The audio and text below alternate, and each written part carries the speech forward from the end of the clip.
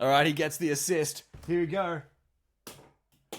Absolute cash. Alrighty, well, welcome to Hypotheticals. I'm Jez FM, one co-host and the voice of the Coburg Giants here in Victoria. I'm joined by my friend and hot take machine, Tom Nixon. Tom, what is up? Not a lot, mate. Really excited to be back, and really excited this is a podcast and we're not actually playing basketball because that was an abysmal shot. For those who are watching, you'll enjoy that. For those who are listening, head on over to the YouTube, because there's some visual delights that you have in store for us, and I'm very excited for today. And where are we going to start, Jez? Well, I mean, you're just saying that, like, that was obviously a brick that I've just launched. But, and last episode, we really talked about one of the great bricklayers of the NBA. We did. Ben Simmons. So we encourage people to go check that out if you want to hear about our thoughts on Ben Simmons. As Australians, we really gave it a lot. But people have seen the title of this podcast, so let's get right into it. Today, we're going to be jumping into our segment, Shots Fired, and we're going to be talking about the worst thing you can say to every NBA franchise. Let's get into it. Let's go.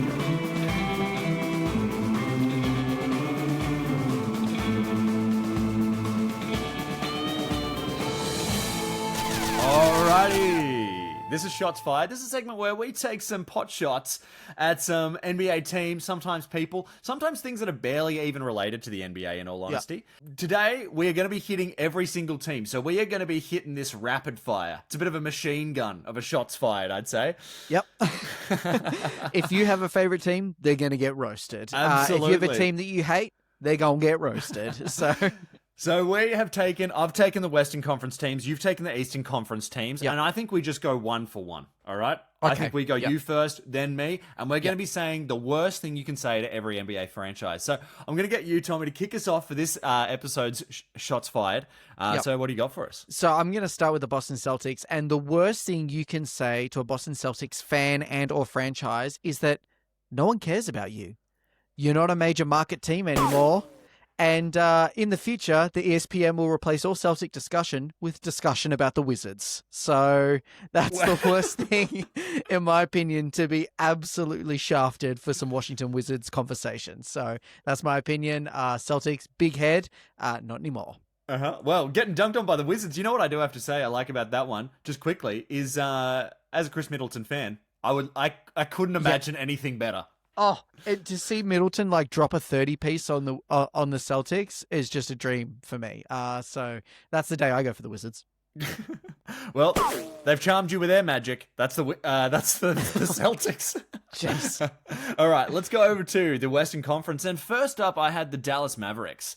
Yep. And for this one, I've said Cooper Flag is a red flag. Ooh. Okay. He's too raw. They said their window is the next 2 to 3 years, and Cooper Flag's literally a rookie. His window's in about 7 to 8 years. AD's too hurt. And of course, the Luka trade is the worst mistake in franchise history. Yep. I would say league history, mate. Let's not keep it to the franchise. Come on now. And moving right along, I have chosen to go a little bit more narrative style with my worst thing you can say to the franchise and or supporters.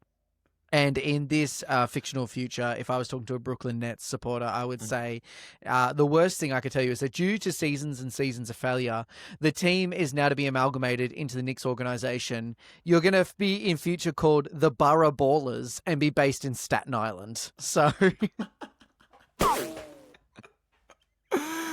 Oh, you're just statin facts there, Tom, and let's keep it rolling. This one was the Denver Nuggets. I didn't have anything funny really for this one. It's just, unfortunately, something that is kind of true. And Jamal Murray, is he washed? Probably. Yeah. Probably. Yeah. Worst thing you can say to them, Jamal Murray's washed. Keeping it clean. That's it. Staying in New York for me back on the Eastern Conference, I've got the New York Knicks, obviously, and in their new agreement between the Borough Ballers, there must be now a 50% shot equality between ex-Knicks and Nets players. This results mostly in Cam Thomas and MPJ pulling up deep threes. So that's the worst thing I think a New York Knicks supporter could ever see. I love that you've created an alternate history where not only do the Brooklyn Nets and the Knicks fuse, but they actually have to have equal airtime, in equal playing time in some ways. And everyone wants to see MPJ just pulling up ridiculous shots. They'd make Trae Young shudder. That's what I'm talking about. That's harsh. Yeah. All right, well, my next one's the Golden State Warriors. And this one writes itself, really. The Olden State Warriors. Everyone's 100 years old. Bang. That's the worst thing you can say to a Golden State Warriors fan this season. So true. The Olden State Washtrias is the alternative there. Shout out to Seth Curry though for getting that bag. We saw you. We see him working. We see him getting that money. The actual Splash Brothers. But wow. Anyway, back on the Eastern Conference, I've got the Toronto Raptors next, and again, this one sort of writes itself. An absolute joke of a franchise. The worst thing I can say to these franchise and/or supporters is that Scotty Barnes has now retired from basketball. He's become the new Raptor, the man behind the mascot. So enjoy that. I don't even have a pun for that. You've just blown my mind. He's got the athleticism. Let's see him go for it. All right. The next one, the Houston Rockets. This one, I've just got a headline for you. The Van Vliet Yeet shot them in the feet. Season's over before it begun. It's tough. Yeah, it's tough, but it's true. Yeah. They call that tough love. All right, I'm in Chicago now, and what's happened here? The new coach is MJ. The worst thing you can say... The worst thing you can say to this fan base is that we're actually paying Josh Giddey what he's worth. So, hey, I'm still fighting that battle. That's actually a fire take, Tommy. That's not that's actually, we love Josh Giddey on the pod, and we do. Josh Giddey, feel free to head over onto Hypotheticals. If you don't feel like you're being respected enough by the Chicago Bulls, there's always a place for you here on Hypotheticals as a third co-host. We will big you up for 40 minutes. Absolutely. Yeah. Absolutely. Well, let's go to another old team, the Los Angeles Clippers. We've had the Lob City Clippers. Get ready for the Sob City Clippers because this season's going to be rough. Oh man, I love this team. They've made the Bucks look like spring chickens, and I'm here for it. Back in the East, we're in Cleveland now, and I actually, this has a spirit of truth to it. I actually say this to diehard Cavs supporters, friends of mine, all the time. Last year, I was telling them that you're not making it out of the second round, and I was right. This year, I'm saying you're not making it out of the conference, baby. Let's go. Are they haves or cav-nots? That's my question. There we go. Here we absolutely rolling. Now, this next one, I actually don't need to say anything because unfortunately one of the players has done the work of making this team look bad by itself. The next team is the Los Angeles Lakers. Yep. And people could be talking about maybe the worst thing you could say to the Los Angeles Lakers is that LeBron's leaving, Luka and LeBron aren't really working. But actually another player who's a new addition has done a lot of the talking for me, and I think we shall go over there right now. So, New recruit DeAndre Ayton. This is exactly what every Lakers fan wants to hear. I'm playing as point guard in NBA 2K. You get tired of setting screens and rolling. I want to have the imagination of shooting the three ball too.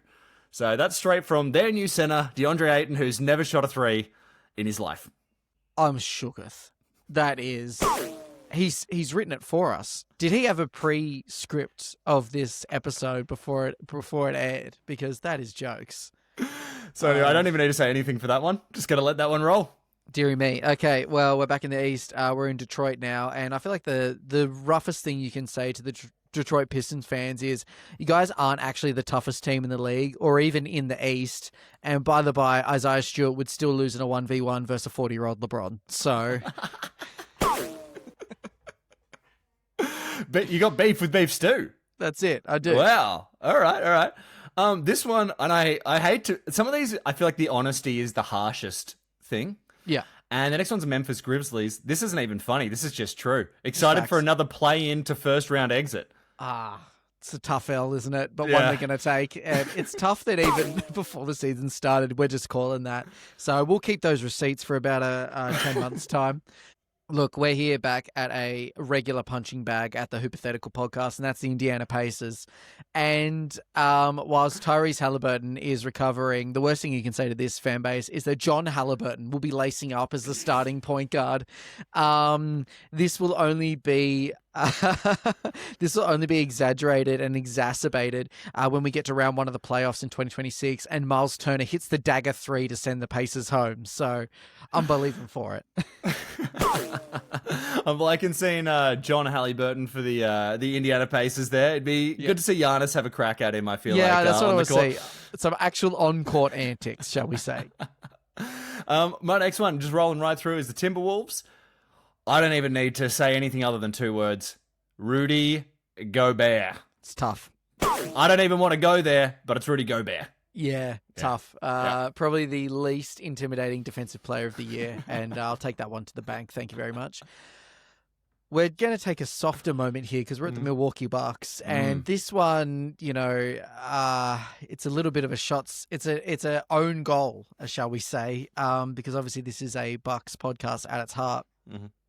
The roughest thing I can say to myself and to my co-host Jez is that Doc is going in a new direction this year. And our first scoring option and primary ball handler is none other than Kyle Kuzma. I think the worst part about this is that OGs will remember that he actually used to draw up the first 2 to 3 plays of a game for Kuzma multiple times last year, and just result in Kuz just swan diving towards the basket, chucking up the ball and hoping to God above that it would go anywhere near and he'd get the foul, and then tragically he'd rarely get the foul call.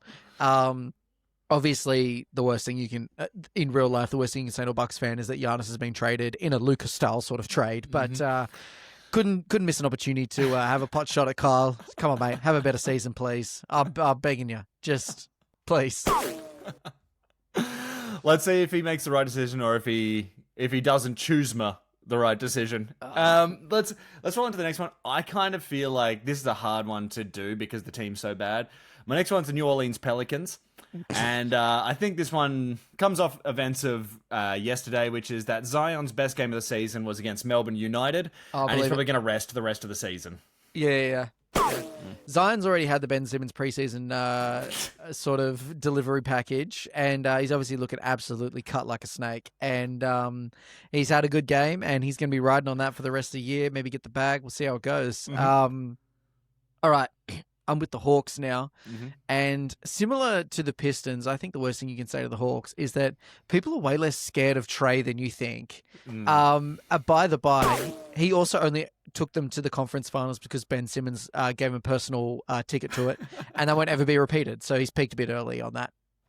I like it. He's peaked a bit when he was a bit young, you could say. I didn't, but...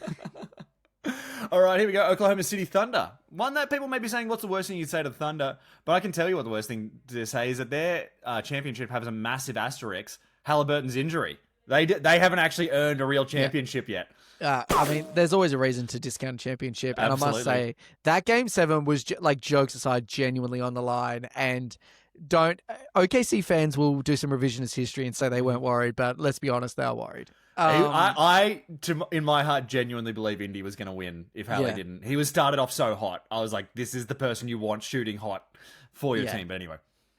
All right, I'm with the Hornets. And the worst thing you can say to this franchise is the new coach is MJ. And not only that, he's given LaMelo the green light to just play street ball and pull logo threes. Oh, wait, that already happens. So, with them, they're going to go 6-0 in, Commissioner's Cup games or something. I'd love to see MJ coach both the Hornets and the Bulls. I just think it'd be incredible. My next one, let's head into rapid fire for these last couple ones here, Tommy. Let's dive right into it. Well, I've got the Phoenix Suns next. This one is another one of those where the honesty is the harshest burn, and that is this team is what everybody thinks it is. Yep. They're getting burnt by the sun. Speaking of getting burnt, I'm at the Miami Heat, and I think the worst thing to say is probably something like Jimmy was right. So... Oh, and like a butler, he served that one up to you. Yep. Jimmy was your butler. Let's head on to the next one here. Portland Trailblazers. Again, not really a burn here. I've just got to ask the question, what's this team going for? We just got Drew Holiday and Damian Lillard, and we're a team that wants to tank. I'm in Orlando, famously the least sort of marketable team ever for some reason. And this is actually just facts as well. Banchero is going to do what Dwight and Shaq did. Have a fantastic start of a career at Orlando, then go elsewhere and win a chip there. Tell me I'm wrong. That is a fire take, Tommy, and that is absolutely true. Yeah. All right. Next one I've got is the Sacramento Kings, and you can lock this one in right now. Not unlike the Memphis Grizzlies, let's lock in a 10th seed and a play-in exit. And on top of that, the beam's broken. So I'm going to wrap this one up, mate, and we're going to finish where we started. I've got two quick ones to run through here. We've got the Spurs, and that is Wemby's only going to play about 30 games a season. We unfortunately know it's true. He's going to be awesome in those 30 games, and then we'll see you in the 9th seed. And finally, we've got the Utah Jazz, and I think for them, they do the same thing every season. It's give us your picks, we're going to tank, and we're going to end up with the 10th seed. Again, what are you doing? Why are there so many teams where it's like, what are you doing? You know what I mean? So Tommy, that was our first ever full NBA rundown of a shots fired. Thank you for smashing through that, mate. That was incredible, and we should do it again. I think we should maybe keep that full NBA going. So maybe stand by. We'll see how the season pans out. Might do it like a mid-season kind of all-star break heat check / shots fired. Yeah. Absolutely. All right, well, I did mention to you before that we did have a redacted that's very hypotheticals themed before we started talking. So let's head over to our conspiracy theory in the NBA segment, redacted. Alrighty, so this is redacted. This is where I give you an NBA conspiracy theory, and you tell me, Tom, tinfoil hat on or off. Yeah. Okay, and this usually one, on. Usually on. We've had the Luka trade, obviously. We've had a couple of other doozies, but this one, we've had the Kawhi thing, and this one kind of piggybacks a little bit off that, but it comes down to something that I'm just going to lay the case out for you here, Tommy. And again, I think it should be well known that we love everybody involved in this. Okay, so let me start from there. But I just wanted to say, so last time we were chatting, we were talking about the Kawhi scandal, in that he was paid by a different business, sort of as a way to funnel money to him via this separate business from the Clippers to him. So he ends up with more money outside of the salary cap through a third party. Yep. And that was a huge scandal. 2 days later, this comes up. And oh no. Look, I'm not accusing. I just want to say I'm not accusing anybody of anything. Okay, for legal reasons. Yeah, I'm just saying it was and look, Thanasis is an amazing person, and I've just got a Facebook post for those not watching. I'm just going to read it out. This happened a day after the Kawhi scandal. Breaking news: Milwaukee Bucks former superstar, which is a bit harsh, Thanasis Antetokounmpo donates entire $12.9 million bonus plus sponsorships earnings to homeless shelter initiative to help fund 150 units housing with 300 shelter beds. I've seen the effects of homelessness firsthand growing up, and I knew.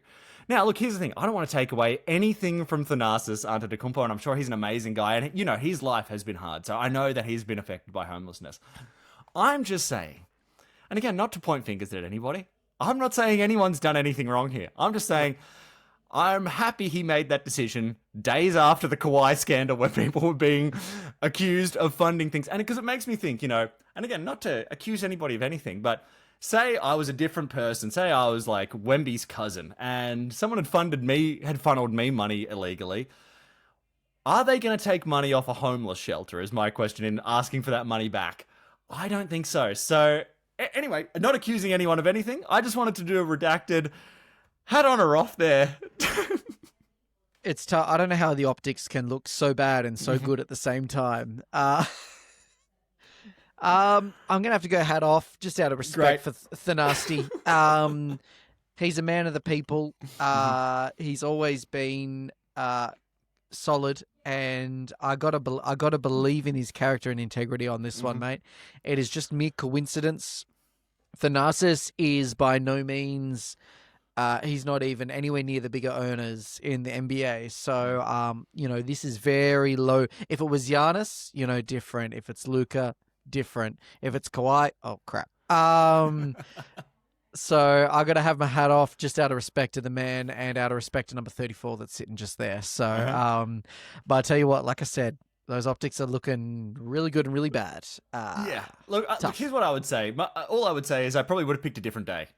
That's it. That's the only thing I'm saying. Let it cool off a bit. Let it cool off a bit. Let's not try and put ourselves in that genre of news story. But anyway, really happy that Thanasis is contributing to the broader Milwaukee public, and I'm glad that people benefit out of this, no matter what's happened. You know. Well said.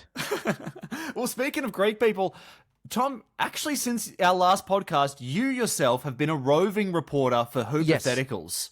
Yes. And speaking of, why am I mentioning Greek people? Tom, do you want to highlight and elaborate for us what's going on? Yeah, so there was a local match, basketball game in Melbourne a few weeks ago, which I had the pleasure of attending, between a Panathinaikos and Partizan, which are both local Greek and Serbian teams, respectively.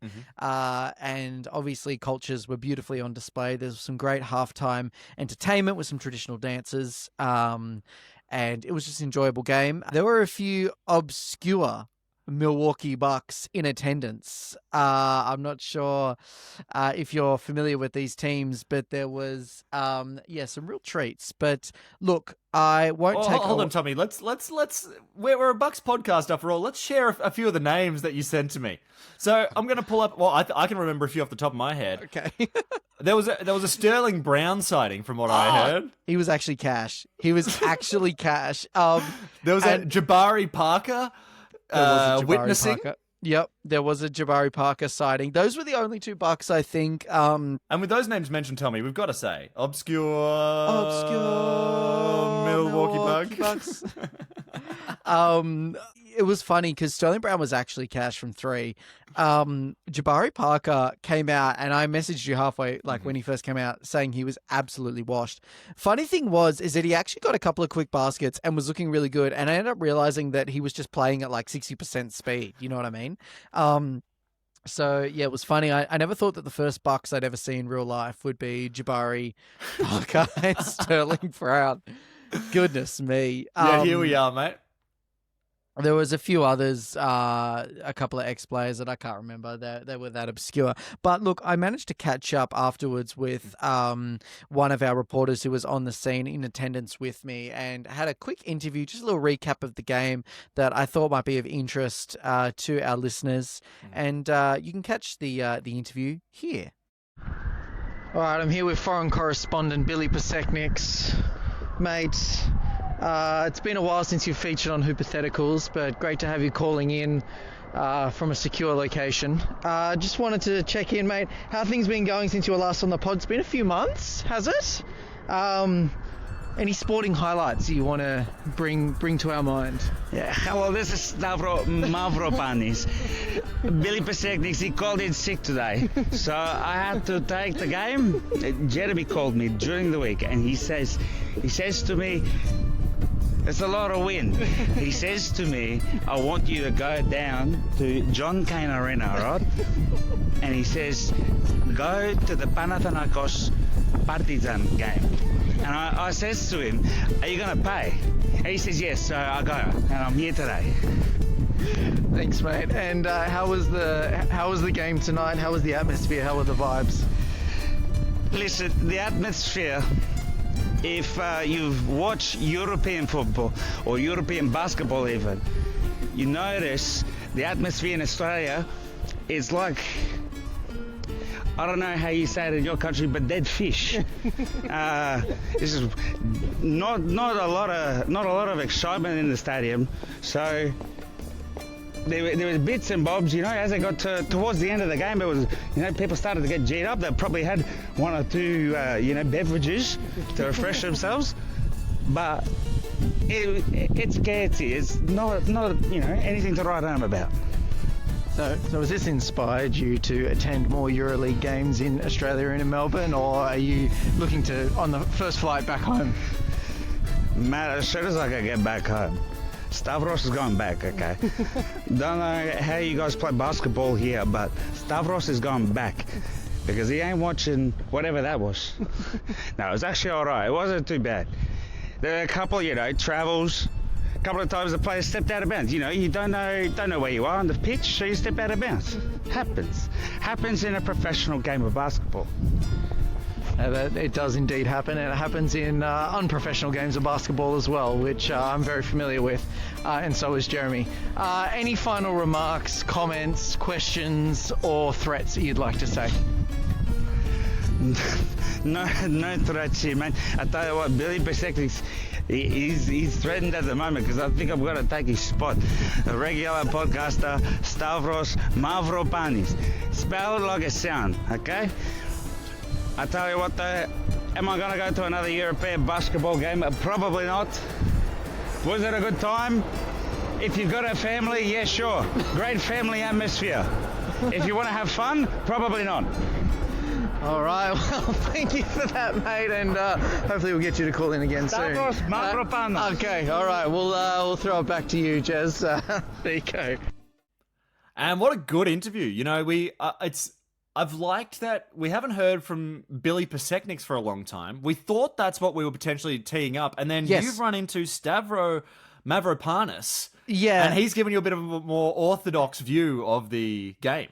So I thought I'd have, Billy Pasechniks there with me, but I ended up running into a local, and, it was just lovely to get a real sense of the cultural roots of the game, and, someone who's obviously living in Greece and so connected to the community there, just getting a real sense of European basketball and how it differs from the NBA was just a beautiful thing.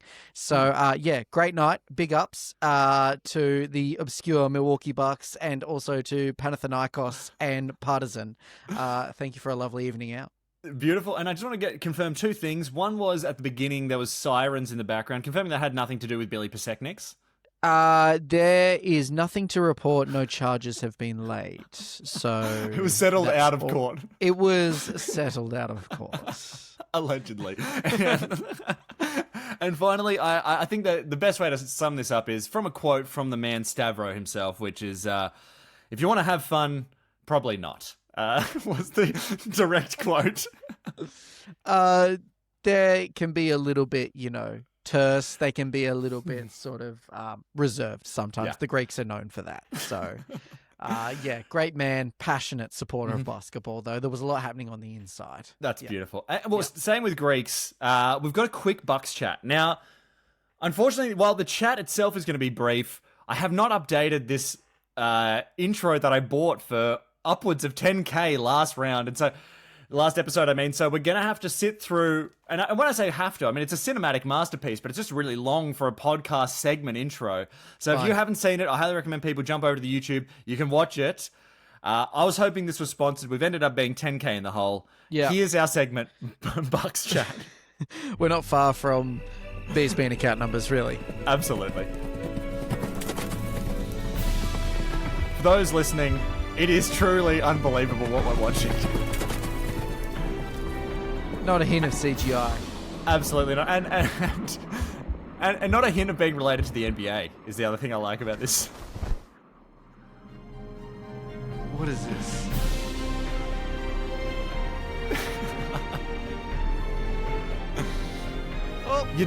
You don't get a lot of intros to a podcast segment that genuinely have narrative to them. I was going to say, it sort of has the epic, transcendent nature of like a sort of Disney, Warner Brothers, I'm thinking Pixar. A lion. Yeah, lion roaring. Mm-hmm. It's really anthemic. Mm-hmm. The steed, the buck, is just a, glorious animal. I've heard people compare that segment intro to the first couple minutes of Up. Like, it's tear-inducing. You know that Pixar movie Up? It's like tear-inducing. Yeah, I mean, Quentin Tarantino opened up Inglourious Bastards with just some of the finest cinema, and even he said, "But I wish I did that." Yeah, but I wish I had the Bucks Chat intro on my CV. So.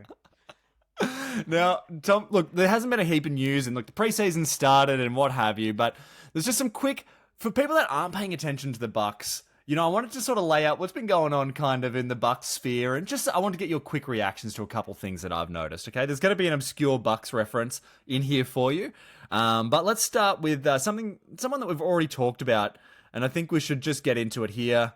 Saw this one. So for the people that aren't looking, it's a picture of Doc and Kyle Kuzma with huge words that say, "Pick your shots correctly." Doc Rivers is challenging Kyle Kuzma to raise his game. I know if you continue reading this, it says that Doc basically says that Kyle Kuzma was on a terrible losing team for 5 seasons, so he's got bad habits, and he needs to actually pick good shots. You were mentioning this yourself, Tommy, not 10 minutes ago. My only comment, mate, is I wish he said, "Pick your shot correctly." I don't know why it's in the plural. Because there is no way on God's green earth that we should have Kyle Kuzma putting up more than a shot a game. Oh, dear. Oh, okay. Well, that was certainly a shots fired, but I didn't have the sting sidled up, so it's not going to get a sound effect. Let's go here for another. Sorry, go ahead, mate. He's a professional basketball player. No, sorry. Like, we're acting like he doesn't know how to just adjust his game. He's making it out like he's only known how to play basketball one way, like the Wizards were the first team he ever played on. Like, he should have got an idea after the first, like, scrummy, like the first practice after getting traded. Like, oh, no, we play through Giannis and my role is to sort of do this and do that, facilitate, just spot up threes. It's not rocket science, mate, but sorry, I had to get that off my chest. This is a Bucks podcast. Proceed. Well, we had to. Speaking of Bucks, this is the second thing I saw. This is the middle part. It's the kind of the least important, but I just want to get your thoughts on it. Obscure Milwaukee Bucks. We're looking at here for people that most people will have never heard this name before. No, but Marjon Beauchamp is now signed with the Portland Trailblazers, and you know what? I love this for him. If he's ever going to be an NBA player, we're going to find out this season because there's no rules here. I love that they put him in the Blazers 0 as well. Dame's number. Sure, that's going to be the final That'll result. Happen. But yeah. I don't know where they're going to put him in, like, positioning wise. I don't know what role he's going to play. Because he's not young, and this is the issue with Marjon Beauchamp. Like, the rookie year was a few years ago. The sophomore year was a few years ago. So there's not much excuse to kind of be jacking up bad threes and fumbling the ball. He has a little bit of the case of, I've never seen a basketball before wherever I get it. Hot potatoes, as we say. The Rudy Goberts. Yeah, the Rudy Goberts. I'd even say sometimes the Jordan Warriors. Obscure. So we're going deep on that. But look, I'm happy for him. He didn't get many minutes when he was on the Knicks. And there's one thing we can say about hypotheticals, that we keep tabs on where ex-Buck players go. Mm-hmm. We don't forget, because once they're part of the family, mate, they stay there. So I do hope the best for him. I'm happy he hasn't signed in some overseas team, although I wouldn't mind a little NBL sighting. That would actually be vibes. So there we go. All right. Yeah. I like it. Yep. All right. And Tom, this is the final one. I think this could even be a social media breakout clip just because of who it involves. But tell me your thoughts on this. I saw this yesterday. It's not who you think, but it's not great. Again, we've gone for number 0 here, but it's a different point guard that's been added to the Milwaukee Bucks, hypothetically. Oh. Russell Bucksbrook. They've put it as the title here. I don't know. I don't know, but I give it a tacit approval. If there's no better options, I'm here with it. But how are you feeling about Russell Westbrook? Currently remains unsigned. Milwaukee Bucks. Do you like him as a 10th man, 9th man? I'd love to see him and Thanasis take the floor in trash minutes. That'd be fun. I think my issue with Russ is that, like, it's the wrong trajectory for us. Like, I don't think our game plan anymore should be trying to sign vet free agents on minimums. I think it should be trying to develop players, pick up younger people, and, like, develop from that angle. As much as I actually am a bit of a Bucksbrook fan, I think he's a great player. He added a lot of value to the Nuggets and even to the Clippers beforehand, even to the Rockets. Like, he adds value, but it's not our trajectory. It's not our direction. What are your thoughts? I don't think he's for our team. I think that the problem with Russell Westbrook is that, like, his strength is his weakness, which is that he has a lot of confidence. You know? Sometimes that's good. Like, you don't want someone who's scared of the last shot. And I'll tell you what, he's not. He's definitely not. Absolutely not. But yeah. My thing is, do you know where I actually think would be a great team for him? It's only because of their situation. I just don't know how this would go. Is a Rockets signing, since they've lost Fred. Like, someone just to give him a bit of energy. But then if the Rockets pick up Westbrook, it's KD and Westbrook again. And I just don't know how that goes. You can't have Westbrook as your primary ball handler. That's surely the league knows that by now. Mm-hmm. And Van Vliet obviously was their starting point guard and the floor general. So I don't know, man. Tom, as I've mentioned on every podcast we've ever done, it is time for our final segment, which is, of course, Agent Cody Bank.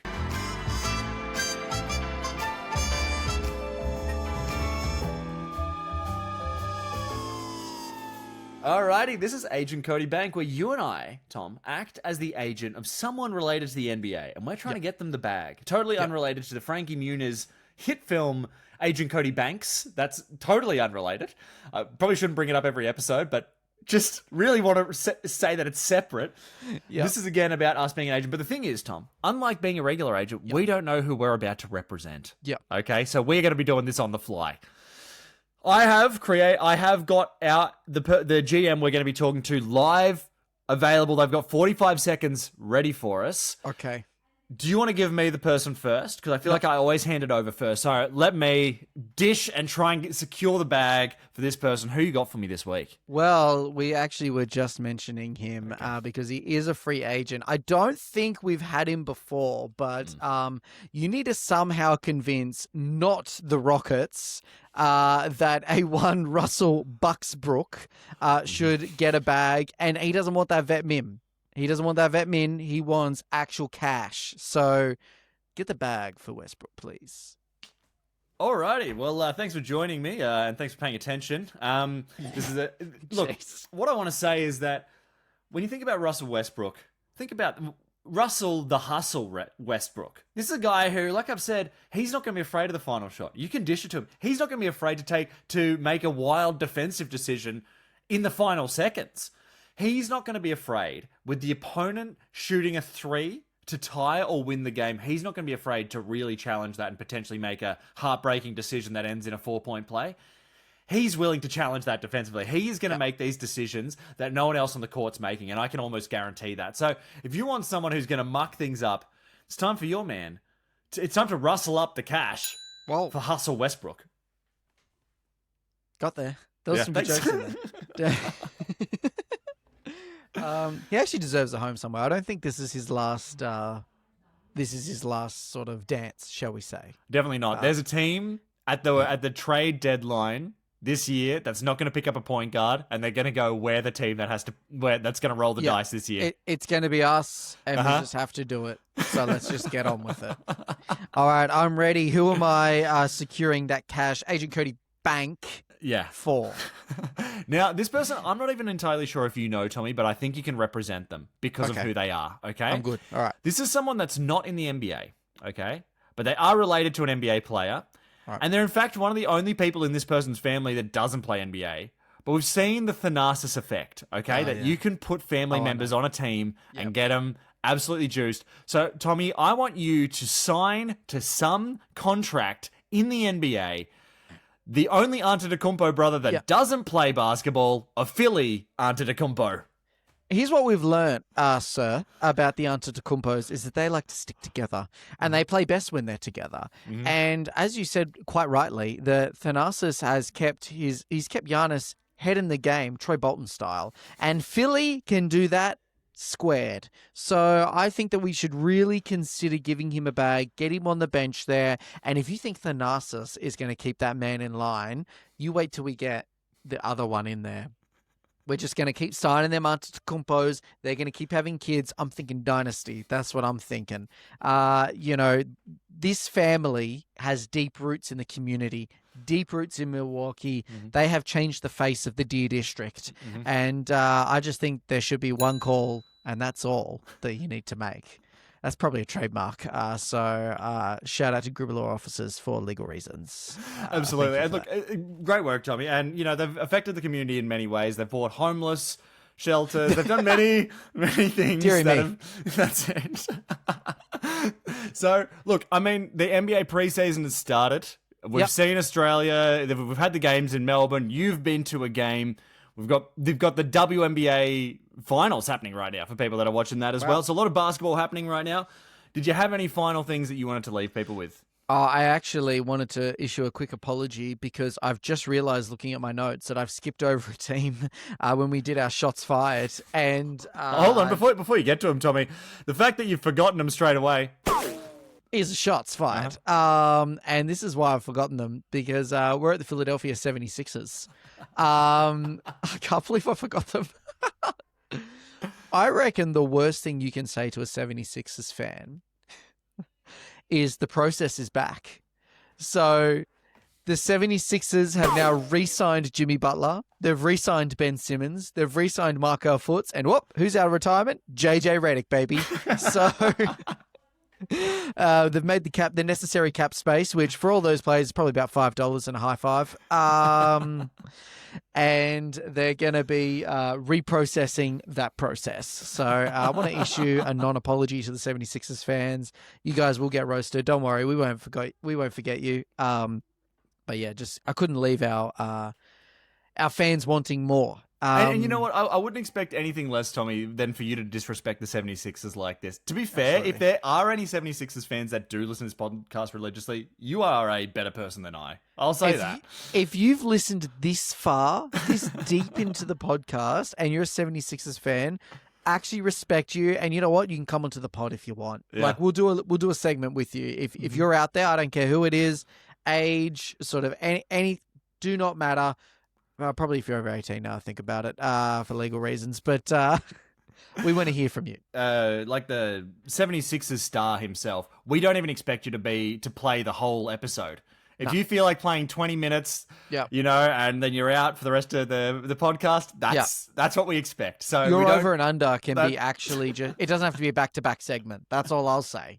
You can just do one segment. So anyway, the preseason is starting very shortly, and the NBA season is back. I am so excited for the Bucks. Mate, game one with the Wizards at home is just going to be huge, and we may have a treat in store for our supporters. So stay locked in. It's a game we can't miss because we already miss Chris. And with that, I say, Finn.